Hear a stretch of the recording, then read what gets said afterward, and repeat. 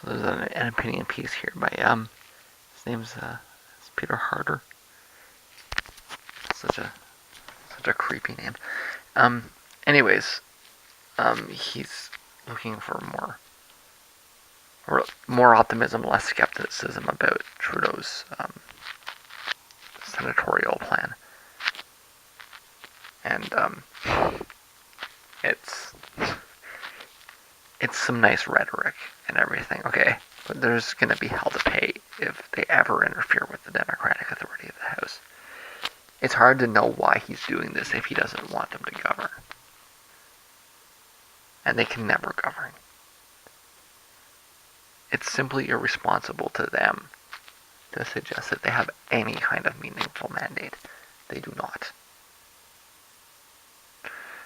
The way I see this unfolding is one of two ways. Either this fizzles out and things go back to the way they were, or it doesn't and it generates a movement to abolish the Senate.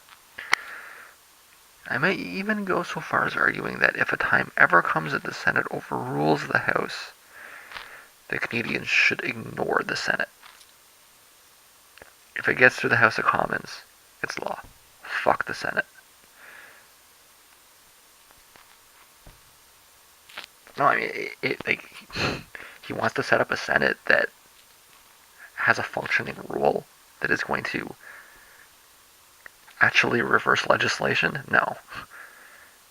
You know what that is? That's a break in the social contract. And that's a potential justification for any kind of pushback, any kind of revolt.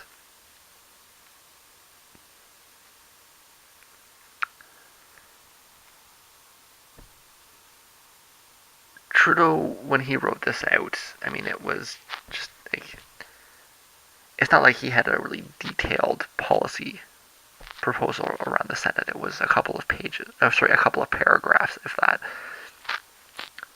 And it was just platitudes. Nobody thought he was actually going to do anything about this. And it comes out at the end that he wants some kind of fucking guardian council. No, listen. The body is inherently illegitimate as a governance structure, and there is no desirable way to convert it into one. There's nothing he can do to make the Senate fill its function as intended by who?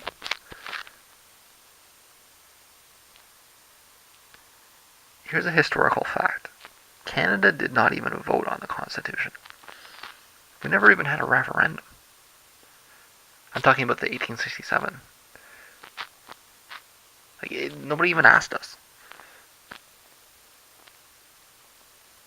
And you want to bring back the House of Lords? I think the system works okay. we don't need this.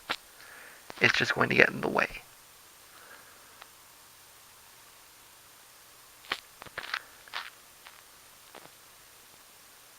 I'll acknowledge that one of the reasons I preferred the Liberals to the NDP was because I don't really think that the Senate should be abolished.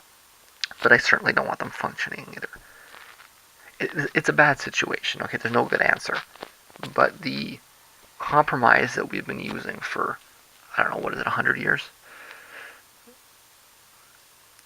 I guess maybe the senator... The only time in Canadian history, I mean, besides a couple of like obscure maneuvers, like there was the abortion thing, but I mean, I think that the only time, the last time I'm aware of the Senate being actually important in Canadian governing was the Second World War. Not quite 100 years, but a long time, anyways. The compromise that we've had, I think, is. I would rather open up the Constitution and write them out of it.